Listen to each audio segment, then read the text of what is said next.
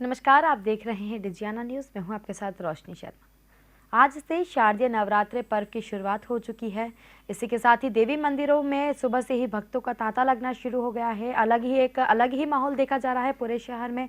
जगह जगह पंडाल सजाए गए हैं। लोगों में काफ़ी उत्साह देखा जा रहा है नवरात्रि पर्व को लेकर। आगामी 9 दिन तक किस तरह से पूजन अर्चन किया जाएगा, क्या कुछ इन 9 दिनों में खास देखने को मिलेगा, इसी की अधिक जानकारी के लिए इस वक्त हमारे साथ जुड़ चुके हैं हमारे संवाददाता प्रवीण सावंत जी। प्रवीण जी, क्या कुछ माहौल देखा जा रहा है आज नवरात्रि के पहले दिन को? जी देखिए रोशनी, सर्व मंगल मांगल्ये शिवे सर्वार्थ साधिके शरण्ये त्र्यंबके गौरी नारायणी जी। नमोस्तुते। शारदीय नवरात्र की शुरुआत हो गई है। आज सुबह से घट स्थापना हो रही है। घर घर में जो है वो माता जी विराजित की जा रही है। अगर हम बात करें, आज जो है वो बिजासन माता मंदिर पर सुबह 5 बजे से घट स्थापना प्रारंभ जी। होगी। इसके अलावा जो शहर के प्रमुख देवी मंदिर हैं वहाँ पर भी घट स्थापना की गई है। मैं इस समय वैष्णो धाम मंदिर पर खड़ा हूँ, जो 140 स्कीम के आगे आता है। वहाँ पर भी जो है सुबह 7 बजे से घट स्थापना की पूजन विधि प्रारंभ हुई थी। उसके जी। बाद घट स्थापना कर दी गई है। आरती भी अभी कुछ देर पहले संपन्न हुई है। तो इस तरह के जो हमारे शहर के प्रमुख मंदिर हैं, उनमें अन्नपूर्णा मंदिर जो है वो प्रमुख है। वहाँ पर भी जो है पूजन पाठ के साथ जो है वो घट स्थापना कर जी। दी गई है। इस बार कोरोना के चलते 2 वर्ष जो इसका उत्साह नहीं मना पाए थे, सिर्फ घरों में घट जी। स्थापना हुई थी। सार्वजनिक पंडाल इस पिछले 2 वर्ष से नहीं देखने को मिले थे। पिछले वर्ष ज़रूर कुछ स्थानों पर जी। माता जी की स्थापना की गई थी, लेकिन वो उत्साह और उमंग नहीं था। इस बार जो है वो दोगुने उत्साह के साथ माता जी की स्थापना भी की जा रही है और पारंपरिक गरबों के भी आयोजन जी। करे। वैष्णो धाम मंदिर में पहली बार जो है वो नवरात्र के दौरान गरबों का आयोजन किया गया है। यहाँ 9 दिवसीय गरबों का भी आयोजन रखा गया है। पूरे 9 दिन में किस तरह से पूजन पाठ होना है, जी। किन योग के साथ जो है इस बार नवरात्रि आई है, क्या कुछ योग रहेंगे, किस तरह से पूजन पाठ किया जाना चाहिए, इन सब पर बात करने के लिए हमारे साथ मौजूद हैं पंडित गोपाल पुजारी जी। गोपाल जी, इस बार गज पर विराजित होकर माता जी आई हैं, क्या उसके मायने हैं गज पर विराजित होकर आने के? मैं कहना चाहूँगा कि कलो चंडी विनायको पूजिएत। कलयुग में चंडी और विनायक की पूजा होती है। गज मतलब गजानंद है और गज पर विराजित होकर माँ भगवती आ रही है। और गज जो है समृद्धि का प्रतीक है, सूचक का प्रतीक है और जल समृद्धि का प्रतीक है, जल वृष्टि का प्रतीक है, हरियाली का प्रतीक है, सौभाग्य समृद्धि और सूचक प्रतीक है। तो इस प्रकार से माँ भगवती पराम्बा नव दुर्गा के रूप में भगवती गज पर विराजित हो रही है और गज पर विराजित होकर के पूरे 9 दिन भगवती रहेगी और जाते समय मुर्गे पे रहेगी। तो कहने का अभिप्राय है गज मतलब समृद्धि है। तो संसार में जितने प्रकार की सुख समृद्धि की जो आप भावना कामना करते हैं वो इस नवरात्रि में सिद्ध होगी। और जिस प्रकार से हम नवरात्रि की बात करते हैं तो नवरात्रि में 9 दिनों के रूप में अलग अलग भगवती के रूप में यहाँ पर पूजा की जाती है। ऐसा मानते हैं कि प्रथमम शैलपुत्री च, द्वितीयम ब्रह्मचारिणी, तृतीयम चंद्र घंटेति, कुष्मांडेति चतुर्थकम, पंचमम स्कंद मातेति, षष्ठम कात्यायनी, सप्तमम कालरात्रि, महागौरी चाष्टमम, नवमम सिद्धिदात्री च नव दुर्गा प्रकृतिता। नव दुर्गा के अलग अलग रूपों में गणना की गई है। प्रथम दिवस में शैलपुत्री अलग अलग तरीके से हम पूजा करते हैं और माँ पार्वती के रूप में भगवती की पूजा की जाती है। तो जिस प्रकार से नव देवी जो है पर्व जो है माँ भगवती का, और अपन कहते हैं नवरात्रि, तो नवरात्रि में अधिकतर रात्रि जागरण होते हैं। तो पूजन कैसे करना चाहिए, तो पूजन की सरल विधि है, भगवान की कलश स्थापना होती है, इसको हम घट स्थापना भी कहते हैं। और घट स्थापना में हम चाहे धान्य रखते हैं, चाहे जौ रखे, चाहे गेहूँ रखे, चाहे चावल रखे, उसके ऊपर कलश स्थापित किया जाता है, चाहे आम्र के पत्ते हो, चाहे पंच पल्लव हो। जिस प्रकार से कुछ लोग जवारे भी बोते हैं क्योंकि समृद्धि का प्रतीक है, उन्नति का प्रतीक है। नए धान्य जिस प्रकार उन्नति की ओर ले जाता है, हरियाली लहराती, उसी प्रकार से मैंने पहले ही कहा है कि जिस प्रकार गज पे आना तो हरियाली और आसपास हरियाली का वातावरण रहेगा, वृष्टि रहेगी,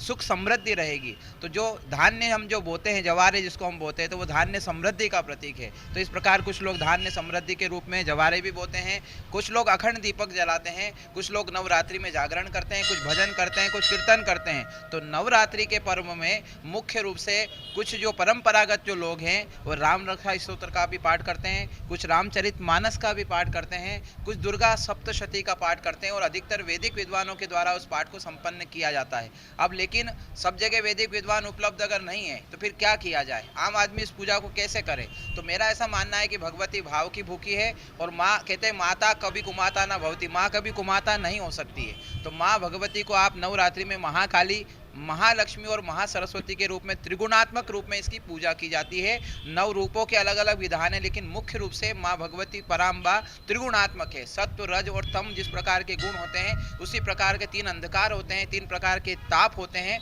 तापों का शमन करने वाली काल रात्रि के रूप में, महारात्रि के रूप में, महागौरी के रूप में भगवती की पूजा करें। तो घर पे अगर आप पूजा करना चाहे, पाठ करना चाहे, तो दुर्गा कवच है, देवी कवच है, कीलक है, सिद्ध कुंजी का स्तोत्र है, या कहें कि हिंदी में भी पाठ कर सकते हैं, या आपने अगर किसी से मंत्र लिया है तो मंत्र जाप कर सकते हैं। मंत्र सिद्धि का भी सही समय नवरात्रि होता है। ऐसा लोग बोलते हैं कि मंत्र सिद्धि कैसे करना, तो जो गुरु मंत्र आपको मिला है, जो परंपरा का मंत्र मिला है, परंपरागत मंत्र का आप जाप करें, या नव दुर्गा का नवार्ण मंत्र का जाप करें, या श्री राम जय राम का जाप करें, या जो भी मंत्र करें, आप इसमें सिद्धि होगी और 9 दिनों में भगवती सिद्धि होकर के आपको प्रसिद्धि देगी, यश देगी, कीर्ति देगी और सभी प्रकार के दुखों का शमन होगा। और भगवती हमेशा करुणा रूप होती, करुणामयी होती है। माता जो हमेशा मातृ स्वरूपा होती है, और अलग अलग रूपों में हम बोलते हैं कि या देवी सर्वभूतेषु शक्ति रूपेण संस्थिता, नमस्तस्यै नमस्तस्यै नमस्तस्यै नमो नमः। कुछ छाया रूप में, कुछ शांति रूप में, लक्ष्मी रूप में, अलग अलग रूपों में भगवती की आराधना की जाती है। और आज यहाँ पर हम खुद देख रहे हैं कि महाकाली और महालक्ष्मी और महासरस्वती त्रिगुणात्मक रूप में यहाँ भगवती विराजित है। जिस मंदिर में हम खड़े वैष्णो धाम में, यहाँ भी त्रिगुणात्मक है। तो इस प्रकार पूरा संसार त्रिगुणात्मक है, इसी प्रकार से भगवती भी त्रिगुणात्मक है। और तीनों रूपों में, नए अलग रूप में हो सकती हैं, अलग अलग नामों में उसकी गणना की जाती है। कोई 32 नाम से पूजा करता है, कोई सहस्त्र नामावली से पूजा करता है, लेकिन मुख्य रूप से नवरात्रि नव दुर्गा का प्रतीक है और त्रिगुणात्मक शक्ति स्वरूप है। उसकी पूजा हमको करना चाहिए भावना से। आपने बहुत ऐसी जानकारी दी है जो शायद कुछ लोग कम ही जानते होंगे कि किस तरह से पूजन करना है, लेकिन इस बार हम देख रहे हैं कुछ विशेष योग भी बन रहे हैं इस नवरात्रि पे। 5 दिन, 9 में से 5 दिन ऐसे हैं जिनमें अलग अलग योग आ रहे हैं, क्या वो योग? इस बार द्विपुष्कर योग बन रहा है, रवि योग बन रहा है, सर्वार सिद्धि योग बन रहा है। तो इस प्रकार से अलग अलग योगों में बनता है। तो इस प्रकार कहते हैं कि जब योग बनते हैं तो योग बड़े दुर्लभ होते हैं। दुर्लभम वचा, कहते हैं हितम मनोहारी च दुर्लभम वचा, दुर्लभ योग बड़े बस सहज रूप से नहीं मिलते हैं। लेकिन इस बार नवरात्रि में 4 योग बनना, एक साथ बनना, तो ये योगों से पूजा करना। और कहते हैं कि चतुर्योगिनी, 64 योगिनी, भगवती योगिनी के रूप में भी है। 64 योगिनी के रूप में हम भगवती की पूजा करते हैं। 51 पीठों के रूप में भगवती की शक्ति की आराधना की जाती है। पूरे भारत में 51 शक्ति पीठ है।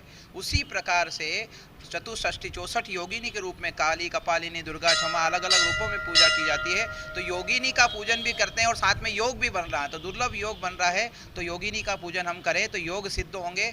जितने बुरे योग है, कुयोग है, उसका समाधान होगा इन दुर्लभ योगों के कारण। मतलब सुख समृद्धि के जो सारे योग एक साथ इस बार बन रहे हैं। बिल्कुल बन रहे हैं। महाराज, हम देख रहे हैं कि पिछले 2 साल में इस तरीके का माहौल नहीं देख पाए थे, पूजन पाठ को लेकर कह दें, या क्योंकि इस दौरान, नवरात्र के दौरान कुछ सिद्धियां भी होती, कुछ लोग जो है वो सिद्धि को लेकर भी पाठ करते। तो इस बार किस तरह की पूजन, क्योंकि आपको भी कई जजमान जो है वो आमंत्रित करते हैं पूजन पाठ के लिए, पिछले 2 साल में वो नहीं देखने को मिला था। इस बार आप क्या महसूस कर पा रहे? इस बार क्या है, लोग खुल करके सामने पूजा कर रहे हैं, घर पे भी कर रहे हैं, पूजन भी कर रहे हैं, अर्चन भी कर रहे हैं। जिस प्रकार भय और डर से हमने जीवन जिया है विगत कुछ वर्षों में, लेकिन इस बार भगवती कहते हैं कि भगवती की पूजा हम करते हैं तो काली रूप में, साथ में कहते हैं सर्वा बाधा विनिर्मुक्तो धन धान्य सुतान्वित मनुष्यो मत प्रसादेन भविष्यति न संशय। भगवती जो है सभी बाधाओं की मुक्ति के लिए पूजा करती है। कोई विद्यावंतम यशस्वंतम लक्ष्मीवंतम जन्म कुरु रूपम देहि जयम देहि यशो देहि दिशो जय। विद्या की प्राप्ति के लिए करता है, यश की प्राप्ति के लिए करता है,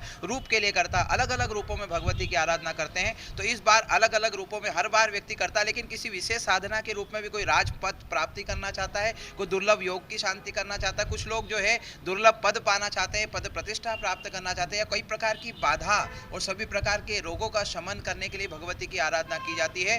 रोगान और दुष्टान, रोगों का, दुष्टों का शमन करने के लिए भगवती काली की, लक्ष्मी की, सरस्वती की आराधना की जाती है। तो इस प्रकार से अलग अलग लोग भावना लेकर, अलग अलग सिद्धि लेकर के पूजन कर रहे हैं और अलग अलग लोग पाठ करते हैं। नव चंडी का पाठ होता है, सहस्त्र चंडी का पाठ होता है, सहस्त्र चंडी होता है, लक्ष्य चंडी होता है और कोटि चंडी होता है। अलग अलग पाठों के माध्यम से गणना करके अलग अलग वैदिक विद्वान इस पाठ को संपन्न कर रहे हैं और विशेष योग बनाने के लिए लोग विशेष पाठ कर रहे हैं और विशेष प्रार्थना के लिए जैसे लक्ष्मी प्राप्त करना है, बाधा की मुक्ति के, तो अलग अलग संपुट लगा करके दुर्गा सप्तशती का लोग पाठ कर रहे हैं या करवा रहे हैं किसी माध्यम से। महाराज, हम देखते हैं कि नवरात्र के दौरान, ये शारदीय नवरात्र में गरबों का भी आयोजन होता है। क्या कोई इसके पूजन के साथ इसका कोई लिंक आप देखते हैं, या फिर ये गुजरात से परंपरा चली इसीलिए उसको फिर धीरे धीरे देश के अन्य राज्यों ने भी अपनाया और अब ये जो एक वृहद रूप ले चुका है? क्या है कि भगवती या ईश्वर की जो हम पूजा करते हैं तो आदमी जो है भक्ति भावना रोमांचित होकर करता है, भाव से पूजा करता है। तो हम कहते हैं कि जब भगवान की आरती होती है तो आरती के समय भी कीर्तन का महत्व है, नाद का महत्व है, संगीत का महत्व है। नृतम गीतम वाद्यम संगीत त्रयमुच्यते, नृत्य गीत और वाद्य को संगीत कहा जाता है। तो भगवती या शिव की या शक्ति की जो आराधना करते हैं वो भावना से करते हैं और संगीतमय आराधना करते हैं। तो उसमें गीत भी है, नृत्य भी है और वाद्य यंत्रों का भी प्रयोग है। मतलब अलग अलग तरीके से भगवती की अर्चना करना है, पूजन करने का एक तरह का वो विधान है और उस विधान के अनुसार कोई नृत्य करके भगवती की आराधना कर रहा है, कोई भगवान के सामने गान करके गीत के माध्यम से कर रहा है, कोई झांझ मंजीरे बजाकर कर रहा है। कुल मिलाकर के भावना जुड़ी है और घर पे जो उसी परंपरा के दूसरा एक तरफ हमारे शास्त्रों में है कि जिस भगवान की हम पूजा कर रहे हैं उसकी हम परिक्रमा करते हैं जी। तो गरबा भी एक तरह से परिक्रमा का सूचक है और बोलते हैं यानी कानी च पापानी जन्मांतर कृतानि च तानि सर्वाणि नश्यन्तु प्रदक्षिणायाम पदे पदे। हम प्रदक्षिणा अगर भगवती की करते हैं, भगवान की करते हैं तो कई प्रकार के पापों का नष्ट हो जाता है, जन्म जन्मांतर के पाप नष्ट हो जाते हैं। तो कहीं ना कहीं नृत्य करना, परिक्रमा करना, ये भी उसी का भाव है। इसलिए इसका आपको गरबे के रूप में इसको देख सकते हैं या इस तरह से देख सकते हैं, लेकिन शास्त्रों में इसका विधान है। तो देखिए जी। रोशनी, गोपाल पुजारी जी ने जिस तरीके से विस्तृत रूप से समझाया भी है और जानकारी भी दी है, कई ऐसी जानकारियां दी है, लेकिन हम इस जी। बार की बात करते हैं। इस बार 600 से अधिक शहर में प्रमुख पंडाल बन रहे हैं जहां पर बड़े गरबे आयोजन हो रहे हैं। लगभग 600 हैं। मूर्ति कलाकारों से जब हमारी बात हुई थी तो अलग अलग मूर्ति कलाकारों के अगर हमने देखी हैं तो बड़ी मूर्तियां जो है वो लगभग 6000 बनाई गई हैं। यानी कि इतनी घट स्थापना जो गली मोहल्ले कॉलोनियों में जो घट स्थापना हो रही है, जो सार्वजनिक आयोजन हो रहे हैं वहाँ भी होगी, लेकिन प्रमुख आयोजन जो है वो लगभग 500 से 600 हैं जहाँ इतने बड़े बड़े आयोजन किए जा रहे हैं। इसके अलावा अगर हम बात करें तो हज़ारों की संख्या में या यूँ कहें लाखों की संख्या में घरों में घट स्थापना हो रही। तो इस बार उत्साह के साथ, उमंग के साथ हम देख रहे हैं, क्योंकि बाज़ारों में भी जो माहौल है पिछले 2 साल में जो जिस तरीके की एक निराशा का भाव था उत्साह के पर्व के दौरान, वो सब छट गया है और इस बार उत्साह, दुगने उत्साह के साथ बाज़ार में हमने देखा था। शनिवार के दिन भी जो है वो नवरात्र को लेकर इतनी खरीदारियां प्रारंभ हो गई थी। कल भी बाज़ार जो गुलजार थे और अब ये जो है वो त्योहारी सीज़न प्रारंभ हो गया है। नवरात्र के बाद से दशहरा, दीपावली और यहाँ से हम जो है वो अपने त्योहारों की, दीपावली के बाद से इस वर्ष के त्यौहार ख़त्म होंगे। लेकिन जो पूरे जिस तरीके के भाव चल रहे हैं वो ये है कि लोगों में कोरोना महामारी के बाद जो है वो उबर कर अब त्यौहार मनाने लग गए। महाराज, हम बात कर, जी रोशनी कुछ पूछना चाहती रविंद्र हैं? जी, हम बात करें जैसे माता का दिन तो शुभ ही माना जाता है, पूरा दिन माता का शुभ है, लेकिन इस दिन मुहूर्त को भी काफ़ी महत्व दिया गया है। हर एक शुभ कार्य, जैसे हम कोई भी शुभ कार्य करते हैं तो मुहूर्त को देखते हुए जी, करते जी, हैं। सुबह से ही घट स्थापना की शुरुआत हो चुकी है। दिन भर क्या कुछ मुहूर्त रहने वाले हैं आज? बिल्कुल, रोशनी जानना चाहती है। वैसे तो सुबह से घट स्थापना प्रारंभ हो गई, लेकिन कुछ विशेष मुहूर्त हैं जो अभी दोपहर से लेकर रात तक कि इन मुहूर्त के दौरान घट स्थापना की जा अभी प्रातः काल में 6 से लेके 7:18 तक शुभ योग था। उसके बाद 9:18 से लेके 10:48 तक अच्छे योग बन रहे हैं। उसके बाद में अभिजीत मुहूर्त जो है 11:48 से 12 के ऊपर कुछ मिनट है, उसके हिसाब से बनेगा अभिजीत योग है। उसके बाद में शुभ योग दोपहर काल में फिर दोबारा बन रहे हैं और संध्या काल में फिर चर योग बन रहा है और संध्या काल में वृषभ लग्न भी रहेगा, कुंभ लग्न रात्रि में आ जाएगा। तो कुल मिला करके इस बार पूरे दिन भर कहीं ना कहीं प्रातः काल से लेकर रात्रि तक अच्छे योग बन रहे घट स्थापना के। और विशेष करके रात्रिकालीन में, ऐसे कई लोग रात्रिकालीन में पूजा करते, कहते हैं ना कि नवरात्रि, रात्रिकालीन में लोग पूजा करते हैं। तो भगवती के लिए जब रात्रि काल जब हो जाता तो अपने आप में काल की स्वरूपा है, काल की अधिष्ठात्री देवी है। महाकाल जिस प्रकार इस प्रकार काली अधिष्ठात्री है। तो फिर समय चक्र से अलग हो जाता है और व्यक्ति भाव से समय को बांध लेता है और जिस समय भी भगवती की पूजा करे वो कर सकता है, स्थापना कर सकता है। महाराज, इन नवरात्र के दौरान काली का पूजन भी एक विशेष महत्व है। किस तरह का आप देखते हैं कि काली का पूजन क्यों यहाँ पर नवरात्र के दौरान ही, शारदीय नवरात्र के दौरान? क्या है कि महाकाली एक काल यानी समय है, समय की अधिष्ठात्री देवी, और शिव यानी महाकाल है। तो शिव और शक्ति से पूरा संसार समाया हुआ है। ये जगत की प्रतिष्ठा कहो या जगत की उत्पत्ति से लेकर संहार तक कहीं न कहीं काली और शिव और काली का महत्व है। और काली महाकाल के रूप में है, विकराल रूप में है। तो कहते हैं कि कई प्रकार के इस कलयुग में कलो चंडी विनायक को पूजे। मैंने पहले कहा कि कलयुग में चंडी और विनायक की पूजा करना चाहिए। ये कलयुग है, ये काल युग है, कर युग है। और इस समय युग में समय को बांधना, समय को ठीक करना, समय को व्यवस्थित करना और काल चक्र की जो बाधाएं हैं उनकी मुक्ति के लिए महाकाली एक समर्थ है। क्योंकि कई प्रकार के डाकिनी, शाकिनी, पिशाचिनी, राक्षस, कई प्रकार के ऐसे योग होते हैं जिसको सामान्य रूप में अधिष्ठाती सात्विक देवी उनका वो ने सामना नहीं कर सकती है। तो कहीं ना कहीं काली जो है महाकाली के रूप में सभी का संहार कर सकती है, संसार का कल्याण कर सकती है। तो इसलिए काली के रूप में कलयुग में काली की पूजा विशेष रूप से लोग करते हैं। कुछ लोग तंत्रोक्त रूप में करते हैं, कुछ लोग मंत्रोक्त रूप में करते हैं, कुछ लोग यंत्र बना करके पूजा करते हैं, कुछ गुरु परंपरा से पूजा करते हैं, कुछ मिट्टी की प्रतिमा बना करके पूजा करते हैं। लेकिन सभी पूजन अर्चन करते हैं भगवती महाकाली का। महाराज, उपवास का क्या महत्व है इन नवरात्र के दौरान? क्योंकि हम उपवास तो कई अवसर पर, धार्मिक अवसर पर करते हैं। कृष्ण जन्माष्टमी हो उस दौरान करते हैं, शिवरात्रि हो उस दौरान करते हैं, लेकिन वो एक दिन के उपवास होते हैं। ये 9 दिन के उपवास तप और जप को लेकर किए जाते हैं। कितना महत्व है? मेरा ऐसा मानना है कि उपवास का मतलब होता है वास से रहना, उप यानी समीप, ईश्वर के निकट अच्छे भाव से रहना उपवास कहलाता है। दूसरी तरफ शास्त्र कहता है व्रताहारो निराहारो यताहारो तन मनस को समाहितो। आप आहार ले या व्रत का आहार करें या फल का आहार करें, मन को समाहित करने के लिए कहीं न कहीं व्रत का विधान है। और व्रत जो है बांधता है, व्रत जो है बंधन से भी मुक्ति देता है और व्रत ईश्वर के निकट ले जाता है, ईश्वर के पास ले जाता है। उपवास करने से शरीर की शुद्धि होती है, मन की शुद्धि होती है और मन विचार से आदमी शुद्ध हो जाता है। और जिस प्रकार ऐसा बोलते हैं कि हमारा पितृपक्ष गया जिसमें हमने 16 दिन तक बड़े अच्छे से भोजन पाया, गरिष्ठ भोजन किया, तो कहीं न कहीं वैज्ञानिक पक्ष भी ये मानता है कि ज़्यादा गरिष्ठ भोजन करने के बाद शरीर को आहार से मुक्त करना चाहिए या शरीर को शुद्धि के लिए व्रत करना चाहिए। मतलब मैकेनिज्म जो है वो थोड़ा सा क्लीन भी होना चाहिए। बिल्कुल, शरीर बिल्कुल शुद्ध होगा।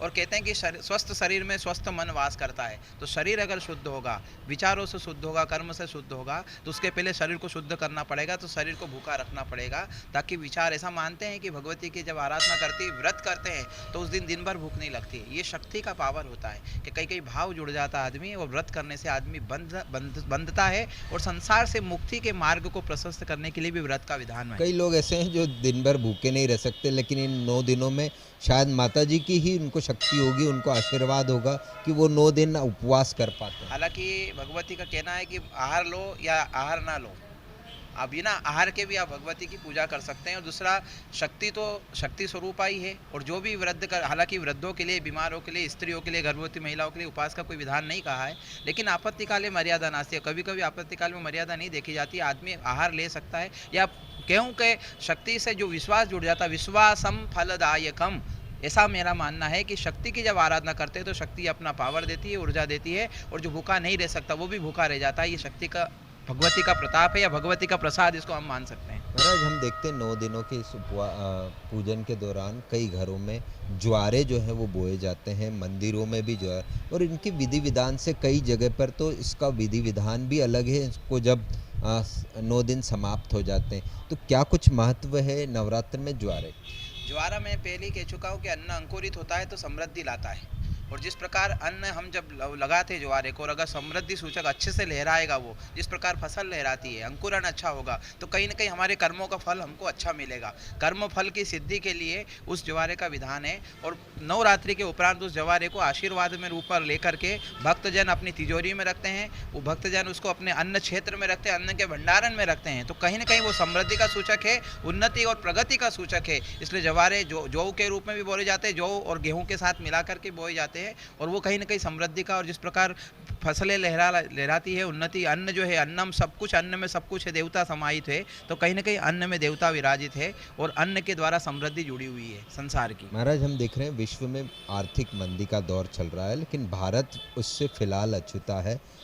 इस बार कई योग के साथ नवरात्रि आई है। आपने कहा कि सुख समृद्धि लेकर आएगी। ये वर्ष जो है वो अब हमारे जो इस नवरात्र से देश की आर्थिक जो है वो भी तेज़ गति पकड़ लेगी। बिल्कुल पकड़ेगी, क्योंकि मैं पहले ही कहा हूँ कि या देवी सर्वभूतेषु लक्ष्मी रूपेण संस्थिता। लक्ष्मी रूप में भी भगवती की आराधना की जाती है, और समृद्धि के रूप में, अन्नपूर्णा के रूप में, अन्नपूर्णे सदा पूर्णे शंकर प्राण वल्लभे ज्ञान वैराग्य सिद्ध्यर्थम भिक्षाम देहिम च पार्वती। भगवती पार्वती अन्न दान देती है, संसार को अन्न से परिपूर्ण करती है, और लक्ष्मी स्वरूप में देवी है यहाँ पर। तो कहीं कहीं भारत की भूमि का प्रताप है, भारत की भूमि का शक्ति का प्रताप है, आराधना का प्रताप है कि कितने भी दौर आए, कितनी भी तकलीफ, कितने भी कष्ट आए, लेकिन भारत के साथ कभी ऐसा कुछ नहीं हुआ। थोड़े दिन की तकलीफ आती है और हर अंधेरे के बाद उजाला आता है, और मेरा तो यही मानना है कि तम जो है अंधकार का प्रतीक है, और अंधकार को दूर करने वाली शक्ति है, वो उजाले की ओर ले जाएगी। भक्ति भावना से हम आगे प्रकाश की ओर आगे इंदौर बढ़ेंगे। को विशेष आशीर्वाद भी प्राप्त है, महालक्ष्मी यहाँ विराजित है, माँ अन्नपूर्णा यहाँ विराजित है, तो दोनों जो हैं वो उनकी संयुक्त ही रहते। अगर हम बात करें पीठ की, आपने जिक्र छेड़ा था कि कई पीठ शक्ति पीठ है। हम इंदौर और इंदौर के आसपास या कुछ किलोमीटर पे, 200-250 किलोमीटर पे कई ऐसे बड़े शक्तिपीठ हैं, वहाँ पर भी आज से जो है वो बड़ी पूजन अर्चन हवन इस तरह के प्रारंभ हो गए। माँ पीताम्बरा पीठ कह लें या बगलामुखी कह लें, दतिया में जो है पीठ कह लें, इस तरह के दो अलग अलग पीठ हैं, वहाँ पर भी पूजन प्रारंभ। मेरे हिसाब से हर सिद्धि है उज्जैन में, और हर सिद्धि को प्राप्त कराती है, और हर सिद्धि भगवान शक्ति के स्वरूप में। जब वो अंग विखरित हुए थे शक्ति के, अलग अलग जगह बिखरे थे, तो वो शक्ति के जो अंग जहाँ पर गिरे थे उसमें शक्तिपीठ स्थापित हुई थी। शक्तिपीठ में हर सिद्धि उज्जैन है। हम नलखेड़ा की बात कर रहे हैं, तो नलखेड़ा जो है महाभारत कालीन मंदिर है, जहाँ पर पांडवों ने तपस्या करी थी, आराधना करी थी, और शक्ति के माध्यम से सभी प्रकार के शोध उन्होंने किए थे, भगवती की आराधना करी थी, और युद्ध प्राप्ति के लिए उन्होंने कहीं न कहीं किया था। दूसरी तरफ हम रामायण काल की अगर हम बात करें, तो रामायण काल में भी भगवान राम जी ने शक्ति प्राप्त के लिए, रावण की विजय प्राप्ति के लिए शक्ति का पूजन किया था। तो कहीं न कहीं दतिया वाली जो शक्तिपीठ है, इसका अगर हम इतिहास का अवलोकन करें,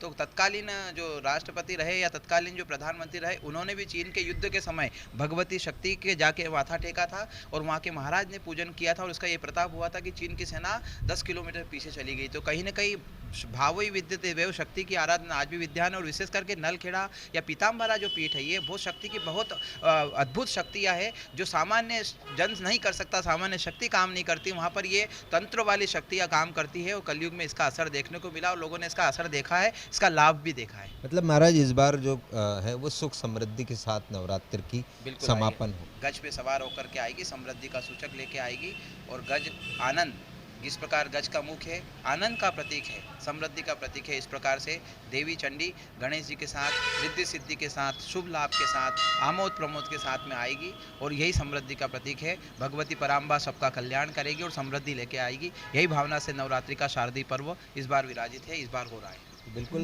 रोशनी जिस तरीके से गज पर सवार होकर सुख समृद्धि लेकर माता आ रही है, और सारे कष्ट हरती तो पहले से ही है, लेकिन इस बार जो है आर्थिक रूप से भी जो है वो समृद्ध करती हुई जाएगी। इंदौर को वैसे भी प्रदेश की आर्थिक राजधानी कहा जाता है, तो ये जो है अर्थव्यवस्था यहाँ से जब शारदीय नवरात्र के साथ जो है बाजार गुलजार होंगे, हमने देखा आगे आने वाले त्यौहार भी जो है वो कहीं ना कहीं यहाँ से सुख समृद्धि जी प्रवीण जी, जिस तरह से आपने बताया कि 600 पांडाल, तकरीबन 600 पांडाल सजाए गए हैं, और जगह जगह काफ़ी लोगों में उत्साह भी देखा जा रहा है नवरात्रि में गरबों को लेकर। और बात करें हम कुछ संस्थाओं की, तो काफ़ी संस्थाएं जो हैं कि नवरात्रि में गरबों का आयोजन कराती हैं, और इस बार काफ़ी समय से ये माना जा रहा है कि कुछ नया देखने को मिलेगा इस साल नवरात्रि में गरबों को लेकर। तो क्या कुछ देखने को मिल सकता है, और किस तरह की व्यवस्थाएं और प्रशासन द्वारा देखी जा रही हैं?